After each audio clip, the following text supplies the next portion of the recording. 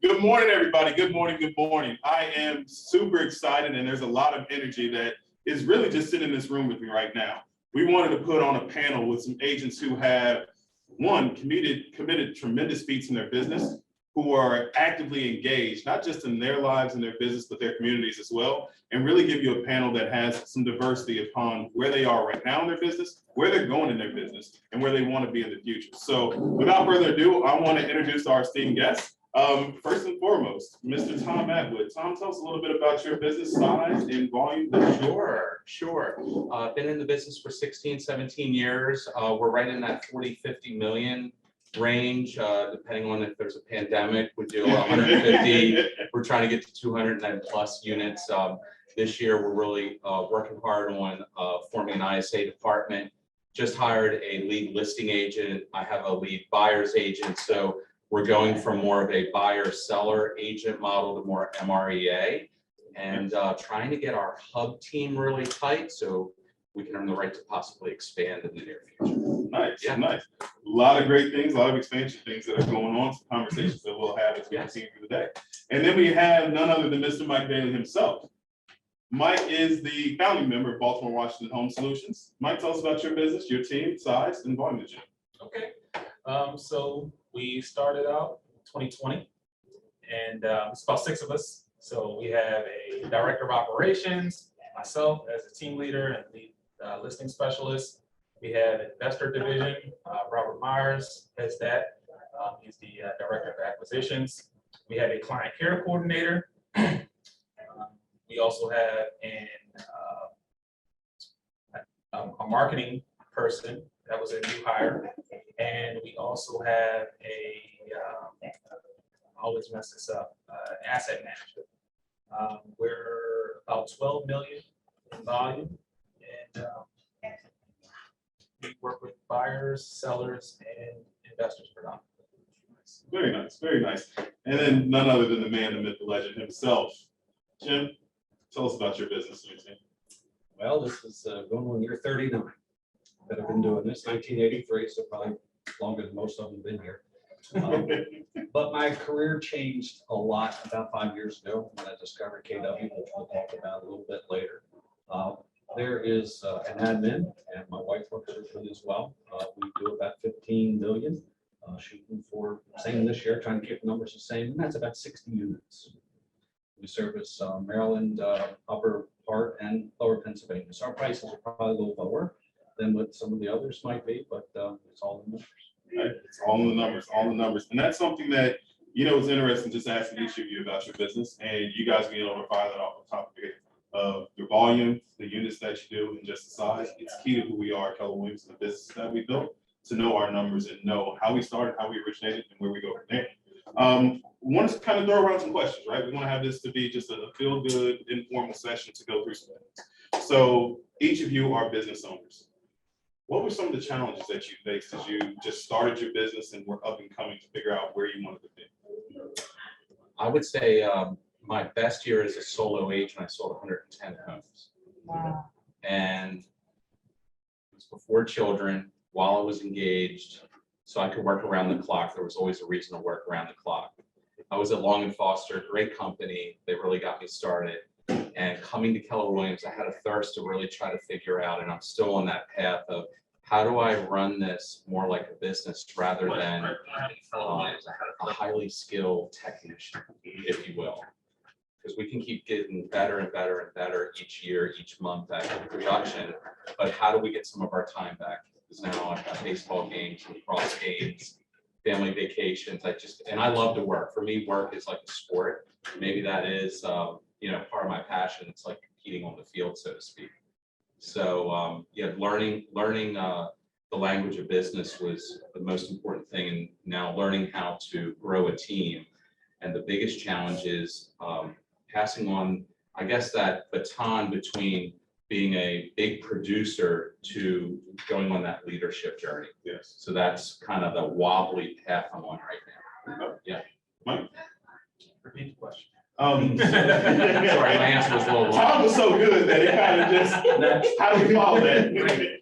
But you're a business owner, right? You built your business. What are some of the challenges that you faced just from when you originally started to where you are now?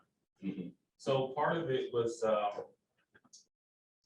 that going from that entrepreneurial mindset to structure, because now I feel like, you know, as the leader, you want systems in place and then you don't follow. So that was challenging because you have to be able to communicate to in a way that everyone on the team can follow. It's beneficial to them because, you know, when it was just me, I'm just, you know, flying at the seat of my pants. As you know, it's like, you know, I wasn't having to be respectful of anybody's hours. Like, hey, I'm working during this time, and you know, I like to do things during, you know, these time blocks, and having to honor those commitments was challenging. Just going from, you know, I can do whatever or whenever I want to now taking into consideration the wants and needs and structure of the business and the people on the team. Nice. And Jim, you've been in business, well, I'm not gonna say how long, but you've been in business for a good while. And I know that you've seen a lot of changes that's happened within the industry, not just within your business, but from where you originally started. What was your thought process? Where did you think you were going to grow? And what are you doing now inside of business? Well, interestingly enough, early on, there was no thought of growth. It was probably survival, right? Because we didn't have all these philosophies and teachings that we have available today. They were there, nobody just shared them like we do here at KW, right? So, you know, for many years, and, you know, you talk back, you know, in the time, I remember the '05 crazy market, you know, we're doing 80 couple houses a year as solo agent, and, you know, had no life. You know, my kids played baseball and soccer. I never got to the games, which was a major mistake. That's time I will never get back. So you're doing the right steps there. And now my time is to figure out how to spend it with family, right? So the biggest challenge getting into business and becoming a business owner was giving up all the things that I used to do, and I did great. So I thought, right? From checkbook to, you know, putting my listings in the computer myself because nobody else knew how to do it. When you realize that you aren't perfect at all these things, that there's people better than you, and you've got to be willing to hand it off. That's where you buy your time back. That's where you get your freedom to either spend it with family or grow your business.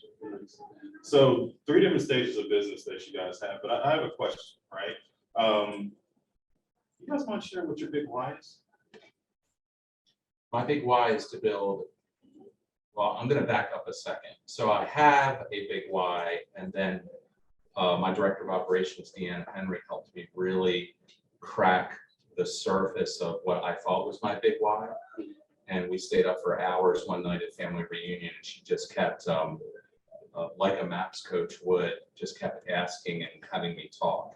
So I figured out that my big why was to provide opportunity for highly talented people who may not otherwise have had the door open for them. And in reflecting back on my life, that was, I always had to push through every door myself to get to where I wanted to be. And no one could tell me I couldn't have something. I would have to prove them wrong. So I'm really inspired to bring people like that into our organization. And so that our business can grow to such a point that then we can give back to the community to help those very same people. Because I believe in life, one of the biggest travesties is potential that's never seen or wasted. Yeah. And there's so many people out there, if only given the chance, they would raise their hand and say, put me in, coach, I will run through a block wall for you. So those are the people. So, you know, giving a hand up versus a handout is really big. And seeing those people who just couldn't get into the right room is kind of like my big why right now. It's phenomenal. Thank you. Mike? Yeah, just having a daughter kind of made me, you know, just kind of rethink my why. It has just had new emotions surface, and she's now, my daughter Cadence is now 16 months. And when I think about all the time that I spent with her and just all of the care just to keep her alive, right? Because I feel like she's risking it all like every day. And I just think about somebody had to do that for me, right? It's like we take that for granted, and it has grown. I've had a deeper connection with the people that have raised me, and I feel like, you know what, the people that have come before us, like we stand on their shoulders. And I owe it to them of all the sacrifices that they made to be successful because I've been given the opportunity and I want to open the door for other people because I have the ability to do it. And I just want to use that power to make sure that not only I get what I want out of life, my family gets what they want, and that, the people that have invested in me actually get to, cash that check. They've invested and they're actually going to get a return on it. Nice, very nice. Jim, for you. Mine's probably a little more selfish. It's family. And at the bottom line, I know that's all of ours. You could have multiple lines, right, when we talk about this. But at this point in my life, we're blessed that about 80 to 85% of what we do is repeat and refer. So I'm looking for new business, but I'm also nurturing the business we did in the past. So I'm not going to say it comes easy. You still have to earn it, but that gives me time to do what I want to do with family, whether it's vacation. We just got back from a little mini vacation about a week with the kids, the whole family actually, to Disney. And that's something that during COVID, when it's first set, we said we need to do something because we don't know about life, right? This just kind of made us all realize maybe we're not immortal and we're not going to be here forever. Plus, the kids get older and they get to come and be with us as much as they might have when they were younger, unless you take them to Disney. So it's family, Yeah. and that's my big life. See, Jim is being modest. We recently just had a conversation. He specifically said his why was to figure out how he can take more vacations, right? And he wants to take with family. He wants to be involved with it. And what I love about the whys that each of you have, it is for someone else, whether it's your family, whether it's your daughter, or whether it's to provide opportunities for people inside of your world. That seems to be key in driving the business as you go forward. I want us all to think about that as we hear their answers, about how all of their answers play into their whys and how that's been the fuel for them to get to where they need to be in business. Jim, you mentioned earlier that you learned a lot coming into KW for your business. I want each of you to talk a little bit about some of the resources that you gained along the way that helped you get to where you are right now. I think the biggest thing we had here, KW, not just here, it's on the web, traveling different places, classes that taught me there's more than just an office meeting, not to pick on any of the places I worked at previously and have my own offices. But to teach you to run your business as a business rather than just how many deals you want to do this month, okay, go out and do it. But there was no definitive resource on how to make that happen, right? Or one to make that happen. And great, you have a banner year and then you have an off year. That's the roller coaster of life. How do you do that? How do you even your business so that you can budget? We all live on a budget. We're self-employed, right? So, I would say that having the classes here that we did, the business planning clinic was probably one of the first ones I came to here and opened my eyes up. That took the year, broke it down into month, broke it down into weeks. And it's like, wow, when you look at it in small bites, it's a lot simpler than saying, I'm going to sell 60 houses this year, right? Break it down, and you can even break it down by how many days a week you want to work and what you need to do to accomplish. So it just kind of opened my eyes. It's always been there. Nobody just led me to it previously. And Mike, I know you take that path that Jim talked about is learning the curriculum, learning what to go through. But I know you because we've sat side by side in a lot of classes. How are you using teaching this information to help grow and develop your business? Wow. So I heard, can't remember who, but we have this awesome leadership here. I'll take credit. With the group. They said the best class that you will ever learn is the one you teach. And I heard that and I was like, all right, light bulb went off.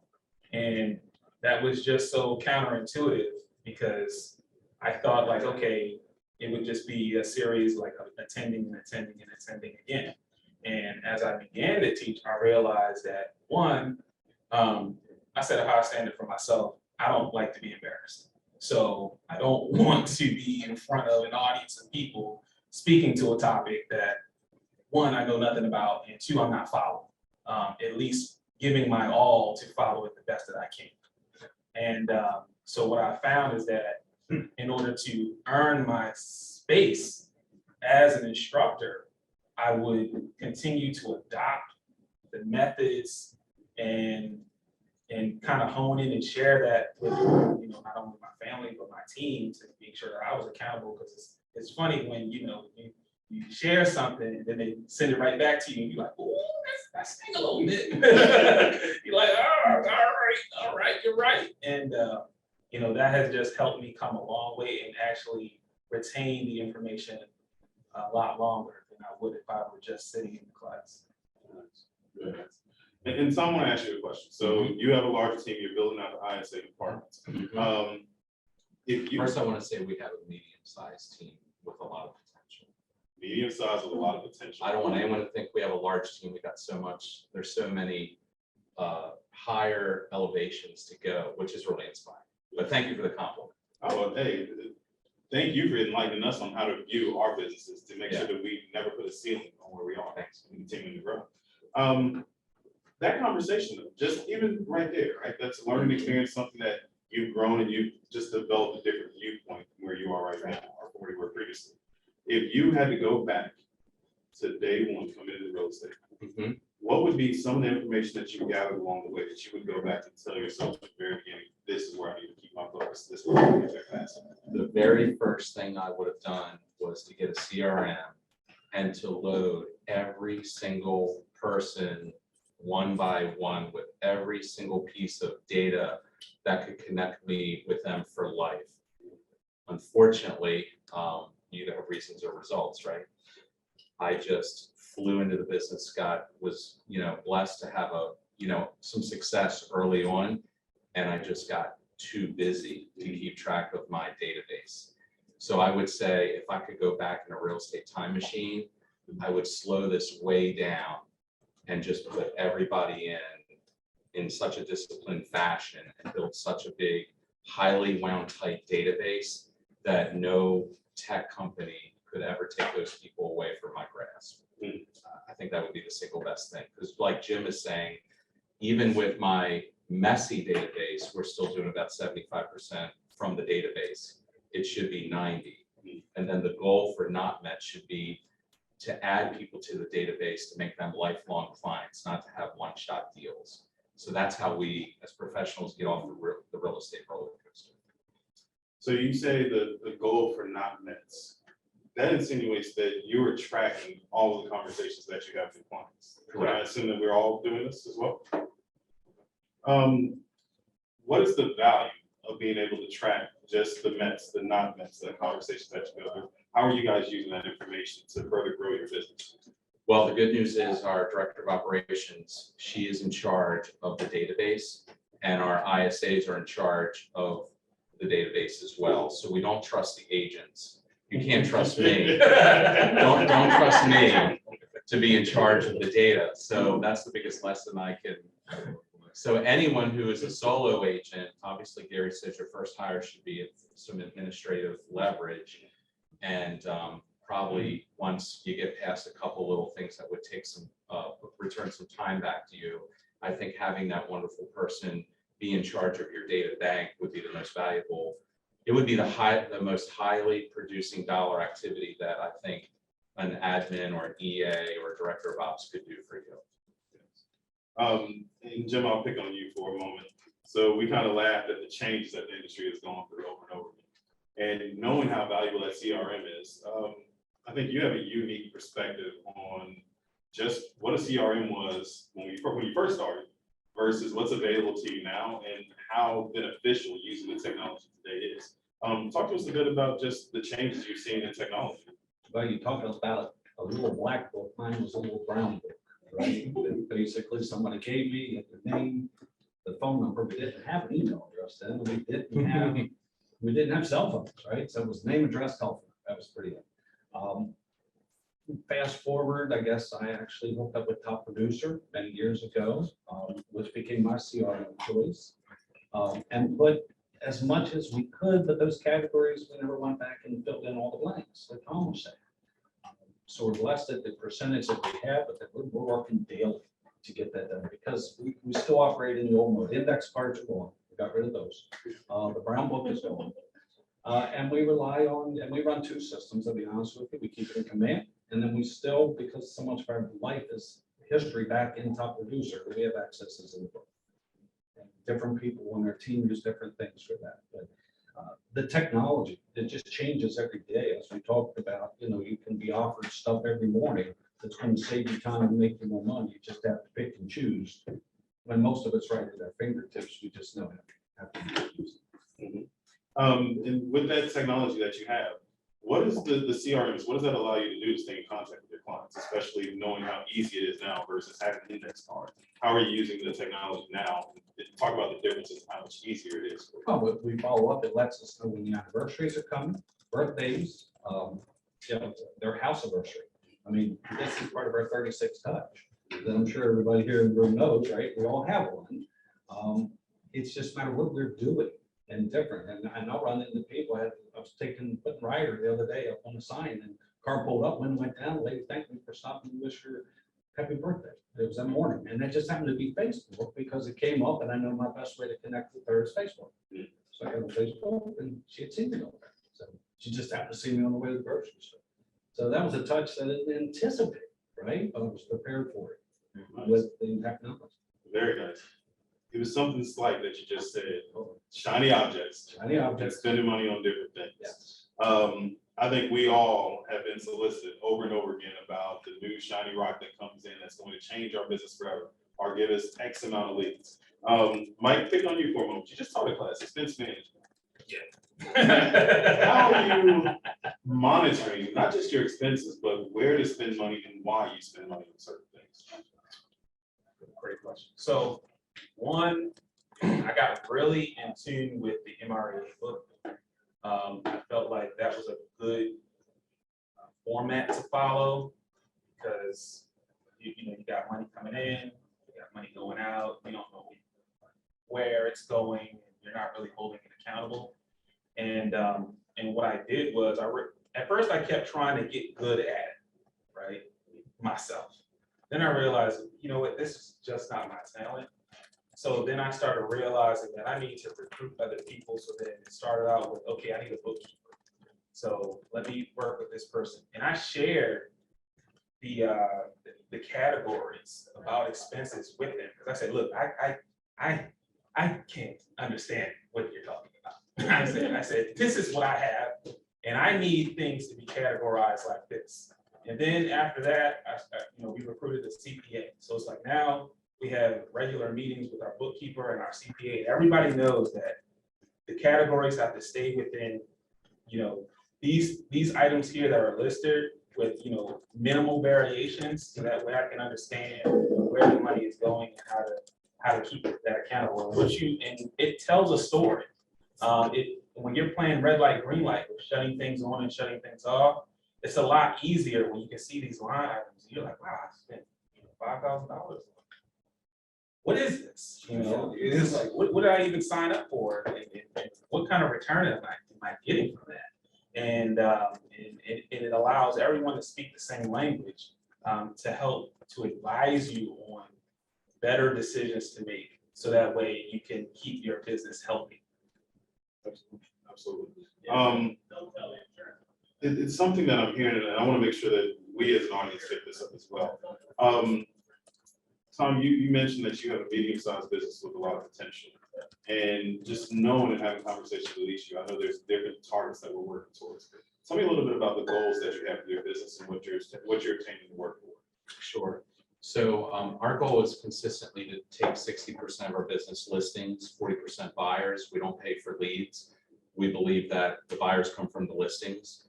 We have a very specific, listing plan, which I'd be happy to tell you guys anything you want to know later. So we're switching over to MREA, where we're going to be bringing in a lead listing agent on a salary and a reduced commission, because that's the most highly profitable part of the business, and that will just be a lifeline to the rest of the team to feed the buyer's agent, while one or two of our traditional agents, including myself, or as I phase out of production, will have the income coming in to further grow the business. So I myself can get out of the way. I feel like the ceiling in our business right now is because I'm the bottleneck in this whole thing. So I'm kind of a mad scientist when it comes to sales and structuring deals, and I had to learn the hard way that I can't scale that. You know, so it's my hidden talent. So I can teach everyone how to do deals their favorite 3 ways, but I can't scale a business where I can teach people how to do deals 20 different ways and expect to find those people that think like me. So that might be the ADD coming out in me, and that's what drives me. I love problem solving. I have a passion. If you tell me no, it's almost like a gun just got shot off. It's nobody can say no, right? It's a competition. Of Right. So maybe it's hitting my head against that proverbial wall enough times to go, maybe that guy down in Austin is onto something. Maybe I need to try to stop finding 10 Tom Atwoods and get out of the way of myself. So instead of being a highly skilled Ferrari mechanic, I want to run the front end of the dealership, so to speak. Nothing wrong with being a Ferrari mechanic if that's what you want to do. But I've been, using that analogy for a really long time. It's, you probably make a pretty good buck being a Ferrari mechanic versus maybe other brands, right? Yeah. But owning the dealership or several dealerships would be the goal, and then helping other people reach their dreams. So many things that you said there. And I'm sorry if I didn't answer the question. You answered the question perfectly, and actually, Mike, what was the you gave it. So Like you got it. earlier today, Okay. Jim, you said most of your business is all referrals. Yes. Mike just talked about expense management, looking at where his expenses are. Tom, you just said you don't spend money on leads either. Give them a red set or. So how are you getting your listings? Where are you getting the business from? Because so many of us think that we have to spend money on leads to develop our business and get to our next level. Well, I have 22,000 people in our database, which we can barely keep up. I have 1,000 leads that haven't been called in 3 months. So maybe we're going to start there. Then every time we get a hot listing, we're going to knock 50 doors and we're going to circle prospect around the neighborhood. And now that we're post pandemic, maybe hopefully, right? We're getting into client events. So we're making our business fun. I mean, I want to get a t-shirt that says, thank God it's Monday. That's our attitude on our team. We just want to have fun where, oh my God, thank God the weekend's over. I can go lead generate and go help somebody out now. So we're doing client events. So we're having a pre-Cinco de Mayo event at the end of the month because it's one of my favorite holiday non-holidays. What ushers in spring and summer? I don't know if you guys love winter, but it's great, right? Until the 5th month of dragging cold temperatures and gray skies. So we're going to invite our whole database, and it's just amazing. The last time we did it, we must have done $10 million of business. So I'm calling you up. Oh, by the way, we haven't connected in a while, and I'd love for you to come to our incredible spring event. I hope you like margaritas and guacamole, and bring the kids because we'll have piñatas to break open. And then the conversations just start. So it's all about the relationship is the conversation. So that's what a tech company can't do. They can't invite your people to a client event. So we want to be really event oriented. And like I said earlier, anyone that's a non-met, what I wanted to say is we're bringing them into our database, but not just as one piece of database. It's with the primary goal that we're taking down a network. So everyone that we meet, we don't want just one deal, one incredible family. We do. And if we look at that as there's a good chance, right? If we love doing business with Alana's family, she probably knows a lot of other incredible people. So access to that network, including people in your databases, no one can take that business away from you. Absolutely. That's phenomenal to hear. And I wanted to start taking notes and talk to you because it's phenomenal. Thanks for reminding me of all the stuff we should be doing, right? Hey, the best I talk time a to good learn is when game. you talk about it, right? Jim, you being referral based as well. What do you do to drive business? But also, Tom talked about the elements of growth that he wants to have in his business. You and I talked on a sidebar, and you mentioned that you're not overly looking to take over the world any longer with your business. So how are you using your referrals and the leads that you have coming into your business to either maintain or get to your desired goal? Well, like Tom, we don't buy leads. Haven't bought leads for a while. I realized that when I did buy leads, I was not going around the day getting the same thing, right? So I was just making somebody else richer and chasing it. When we realized our money, our bread and butter is about relationships, the people that know and have trusted us this time in my career, I'm doing third generation, right? So I did mom, dad, now I did the kids, now I'm doing grandparents. And yes, everybody they know talks about you. And you get a call from a stranger, which is, I mean, it's the best, right? It's the biggest compliment you can get. Somebody you don't even know says, hey, I was told by so-and-so, I need to talk to you about buying or selling a house. Great. How much did that cost? Right? So it didn't cost me 25% or, buying a bunch of names that go nowhere. So it goes down to relationships. I've been in the local area where I am for 50 couple of years now. So That's why I don't go to Westminster. Yeah. Well, I don't go to the city, so we're okay. That's a lie. They didn't tell me you were going to be here. Sorry. Let that down a little. So it's about relationships and making sure your people realize that it's not about the transaction. Because if you go in with commission breath, that's a one and done. They can get that from anybody, anywhere. So, to me, that's the least part of it. I was told early in my career, if you take care of the business for 5 years, the business will take care of you. That's probably about the only bit of advice I got from my first broker who wound up in jail. But anyway.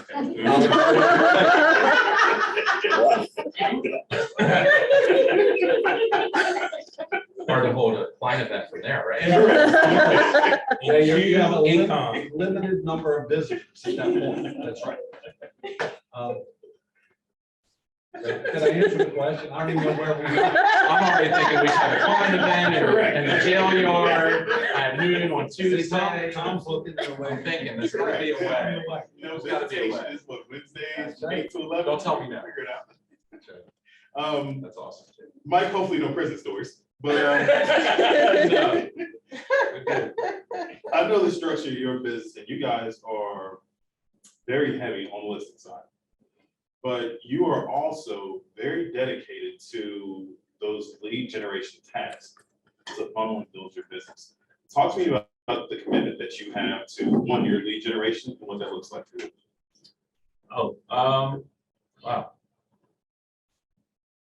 I think you don't really realize how committed you are until like other people start seeing you and mentioning what you're doing, because many of you have seen me in the market center with my headset on, just kind of calling, and that just came from that old school method of like, you eat what you kill. So that just kind of stuck with me, like, what, that culture of Keller Williams was, lead gen from 9 to 11, and you don't stop until you set appointments, because without appointments being set, you don't get contracts. Without contracts, you don't have closings. So in a world where I like to eat, I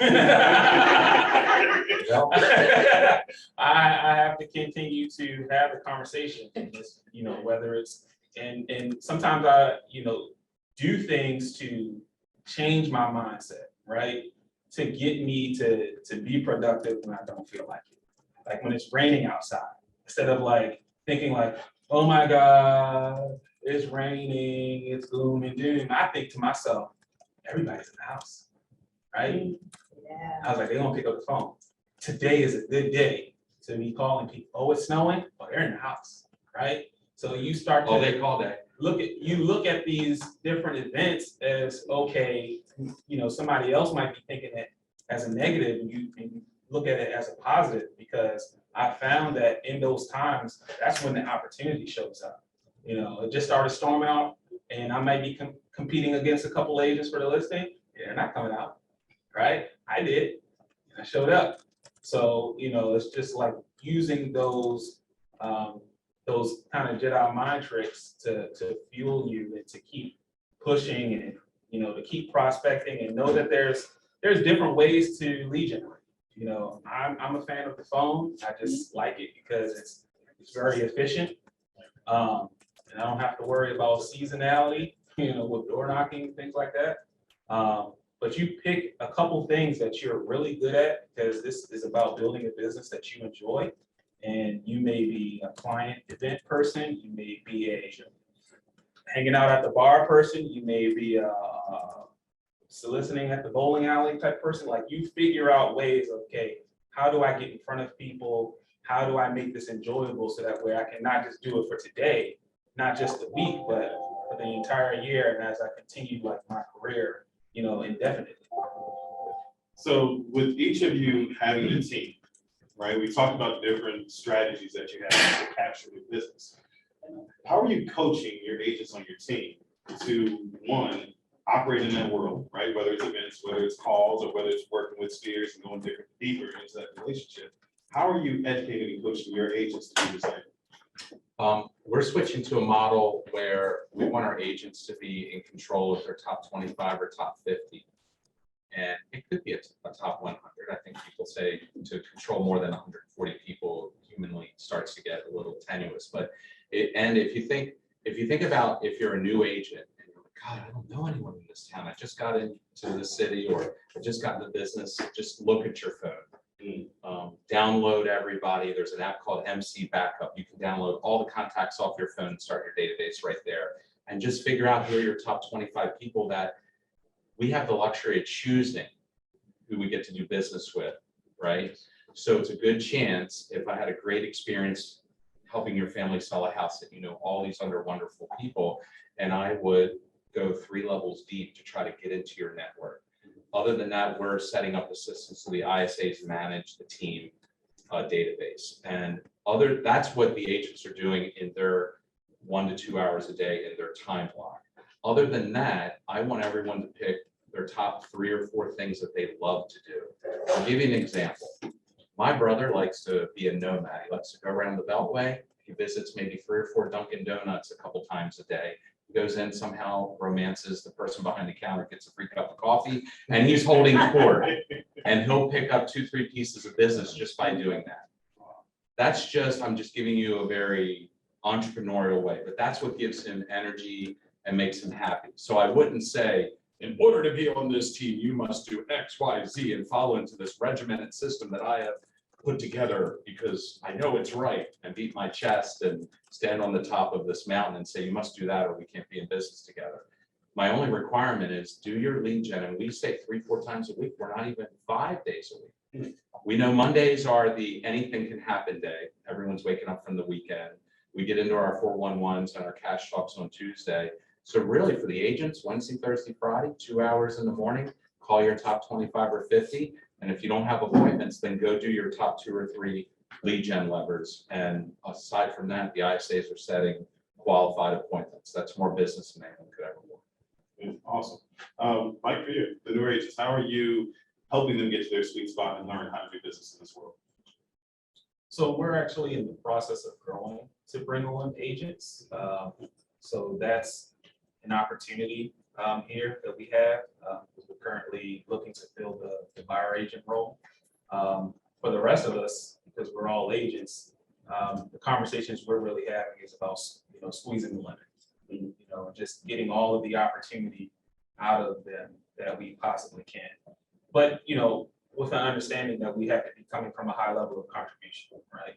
So we want to talk to our sphere of influence, those people that know us, love us, trust us, past clients, if they had a great experience with us, what they should, asking for the referral, finding out what they need. Sometimes it's just a conversation of, have you taken a look at the value of your home in the last year? We just met an incredible plumber. I'm just reaching out to you because maybe you need that. Having other reasons to talk to them rather than just saying, hey, anybody looking to buy a house, sell a house, invest in real estate? Because that can get a little mundane.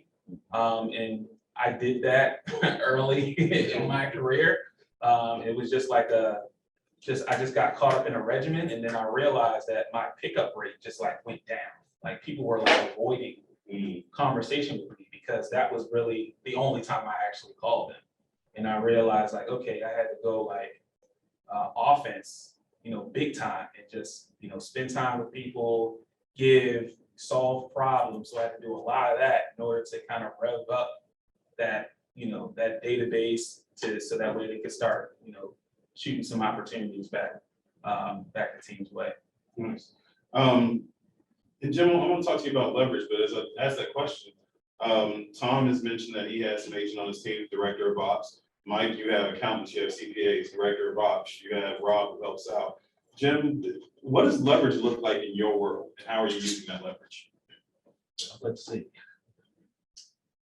Probably about 4 years ago, I realized that I couldn't go on every appointment that I needed to, put the listings in that I had to, write the ads, program the website. So I hired somebody. Imagine that. And what I did there was I hired this person to free up or buy back my time, right? This person was not licensed to go out and find or fund business. They were there to provide customer service to those that came through, whether they were other agents or past or referred people that we're dealing with. But most importantly, to free up my time for either family, which was my wife, as we went back to that earlier, or to be able to go out and look for new business. We traded as a consultant, and it's been out there, real estate consultants for life. But I really want that to be. Yesterday, I got a phone call from a guy who's just in our fold now on his third rental property. Well, now who I use as mechanic. Kind of an unusual question, right? But he said, who do you trust? Because that's who I want to trust from this point. That was a compliment. And people called me a couple of weeks ago. I sold a lot, a house too, that don't want to move, and that's good. We want to find them that forever home, and then they tell everybody about it. It's time to add on, so that they're a little older. They want to be on the first floor of family room. So I helped them with engineers, helped them with surveyors, helped them with an architect. But their family all uses.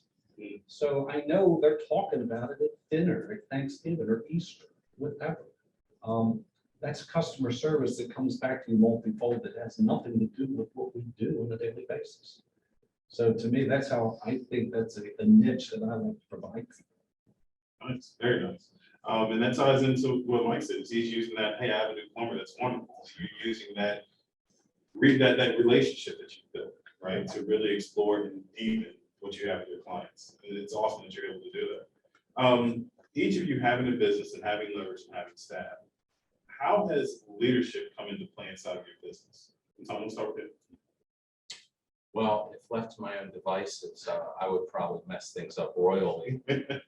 So I need sharper people than myself to help steer the ship. I mean, that's the biggest thing. And I need people to be in their lanes that are specialists, like Jim was saying, that can do it better than us. So we can be out there doing what we do best. And that's creating new relationships and business opportunities for the team. So we're creating a team of specialists. So everyone can be in their highest, functioning role at least 80% of the time. I think that's as simple as I can put it. So for anyone that's starting out brand new, yes, you do every job. And the temptation is you start getting some listings and you want to hire a buyer's agent. You got to take out those buyers while you're, working all those listings, and you got to hire an admin to keep you straight, to kind of almost be your boss. We get into this business to get control of our time or some sort of freedom of our time, while a lot of us that are highly functioning, we end up working way more than any boss could ever tell us to work. But having someone behind the scenes that's really more of a systems and a model and an operation person can help direct us. We'll get a lot done, but they'll make our lives a lot better and build our businesses faster. And Michael, I'll pick on you a little bit, but I love this element to who you are and how you're building your business. Just as Tom said, hiring someone to come in and really direct the business. I've watched you have that person come in and transition the way that you've done business, and I've seen your business grow from it. But what goes unnoticed is how you have to be able to change in that as well. Talk a little bit about what's inside of you or what you go through to be able to step out of some of these roles and let others that you brought in fulfill and take over for you. It's scary, to say the least. And what I'll say is that you get to a place of extreme ownership, right? So it's like, if I back up a little bit, like the first time, because I started out on a huge expansion team and then went out on my own. And I tell you, the first time I hired somebody and they made a mistake, I mean, I lost like 7 listings with a client. It was like a royal mess up, right? And there was no one else to blame, right? I had to eat that, right? And that was like my first, like I'll never forget it. That was like my first moment of where I had to take extreme ownership because I couldn't just throw them under the bus. Like nobody wants to hear that. Like they don't want to hear the excuses. It's just messed up, you're fired. And I had to take it on, and I also had to have a conversation with the administrator where I wasn't being condescending, I wasn't blaming. I took all of the lessons that I learned from leadership. It came from a place of saying like, how did, where was the opportunity missed, using that kind of language? What could we have done differently? All of these things that I learned, fast forward as growing a team, relinquishing some of those responsibilities and still knowing that, as the wins, when you win together, it's like, it's great. And when you lose together, it's like, because you may feel like you have to not go with the instinct to feel like, oh, if I had have done it this way, then this wouldn't have happened, right? Because there's going to be a mistake, and creating an environment where mistakes are allowed, right? Because it can, if you've seen like dictatorship type of leadership, where when people make mistakes and it's like like you did. Those people end up making more mistakes because now they're afraid to make a mistake in this. You're not allowing them to take ownership of their role, and you have to be really, and your language has to get a lot better because you have to be able to cast a vision, put parameters in place, give an assignment and then let go, right? And then allow them to run with it, ups, downs, and all. And that can be a challenging and scary thing to do when there's so much on the line. Absolutely. Jim, you having an extensive career, what were some of the defining moments that you had as you're going through being an individual agent, growing a team, and really just seeing your business cement itself to be? I think going back to something Tom said earlier, is the ability to serve. It's your ability to help people in different facets, and not all of our transactions are happy, right? There's different reasons. My listing appointment this morning was unfortunately a divorce. That hurt. These are third or 4th-time users. Watch their kids grow up. So it's almost like personal, right? But they need this, and then they're going to start with their separate lives again. So it's a matter of, I take every transaction personal, as we all do, and I have to make sure that they're handled from start to finish, whether it's myself, Brenda, or Amy that's involved in that, because it all reflects on us. At the end of the day, we're the changes. So I think it's just a matter of handling people like we want to be taking care of ourselves. When you started looking at service versus really caring about that client, what transition did you see in the business? How did you see your business evolve? I think people recognize that it wasn't about a transaction or a commission, that it was basically you genuinely care about me and the family. And whether it's a doctor or a lawyer or whatever you want to compare yourself to, everybody has different aspects, and we feel different about these people because of what we've had. The problem is we go out on new business, and they've had a realtor situation at some time in the past that might not be pretty. So we're always chasing, correcting, course correcting, trying to show why we're different, right?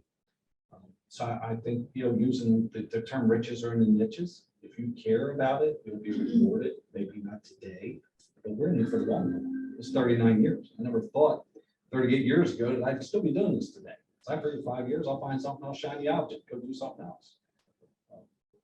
But it's a business that's allowed me to share with people what I do, and then they share that. Let's take the question down the line. So, Mike, we'll come back with you. What was the defining moment that you've had thus far in your career as well? I would say the defining moment would have been deciding that I wanted to build something bigger than myself. Because at first it was just, you know, Mike Bailey Homes, right? That was how I introduced myself when I decided to go independent. And that was like right around the point, because for a long time, my mission, I just wanted the cap, right? And like, it took me longer than it should have to do that. And like, that was just like, I just wanted to be able to do that just to prove that I belonged here, that I was burning a bridge. I couldn't go back to working a 9 to 5. Like, to me, that was like a defining moment. And what also happened is that I started to feel my production dip, because I capped, and then I started losing like focus of, you know, why I'm even doing this anymore. Because at first it was just like, I just want to prove myself, you know, like I earned a seat here, and because everyone talks about, you know, how agents barely make their first year, right? So I just wanted to have some evidence that I did something. And once I realized that, then I also realized that I didn't want to do this by myself, you know, because I'd taken Bold a few times, and they talk about business objective, like by design. And I decided that, you know what, I don't want this to just be about me. I don't want to do it by myself. It's boring. I don't feel like I'm going to get an award for any of that.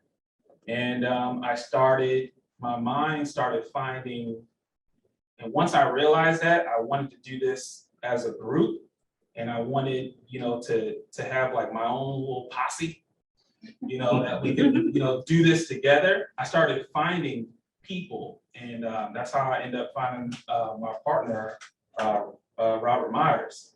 And you know, first time I asked him, he told me no. Like I proposed, and he denied it. He said, I'm not interested in doing that. And then I was inadvertently introduced to my director of operations, who I didn't know was going to be my director of operations. I just kind of met her, and then I introduced her to Rob, because we were all like in the process of doing some investing. And then a year later, he was like, all right, let's do it.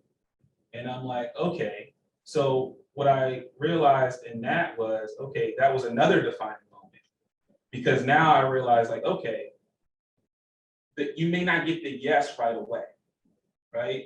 You speak to people, and you cast a vision, and they may, even the person that you introduce the idea to, they may not be the one that is convinced. It may be the other person that convinces them that they have a really, it's kind of weird like that, because I might meet Tom and I say, Tom, hey man, you know, let's do this thing. And Tom is like, I don't know about that, but he has a great, but I've been talking to Brandon about it. And Brandon is having, you know, drinks with Tom, and Brandon says, man, I've been talking to Mike, man. And, you know, he's talking about some big things. And Tom goes, really? You know, because his relationship may be different from me, and he may communicate it differently. So what I say is that whatever vision that you have, share it. You know, whatever it is that you're looking to accomplish, you have to share that with people, because you may be sharing it with, you know, people that may be able to put you in a position, open a door, and they may mention it to somebody else. It's just kind of freaky how the universe will conspire to your benefit. And so I'll change the question for you, because Mike hit a great point that I think about all the time. He found new passion, new fire when he started to do things for others. What keeps that fire burning for you to have new challenges and new things that you're working towards? Well, when I first got into the industry, I was being led by managers who were taught that the goal in real estate is to sell as many houses as you can, try to save up some money to buy rental properties, so that by the time you're ready to retire, right, Jim, you have enough rental properties that you can live off your rental properties. So I was like, well, that's a great plan, but it can't just be that. So I was highly competitive. Like I said earlier, how many more houses can I sell? How better can I get at my skills? How much longer can I work? And then I realized that was a fleeting goal. And the passion just went way down, because it's not very interesting to sell another house or to up your production by a couple units or to make a little bit more money. You kind of get to a level where you're like, there's got to be more. And then I really dug down, and that was where I went on this search to interview other brokerages that were less traditional. And that's how I found Keller Williams. And it was really about me finding my big why, and that is to serve. And that is to help people get to their next big place in life.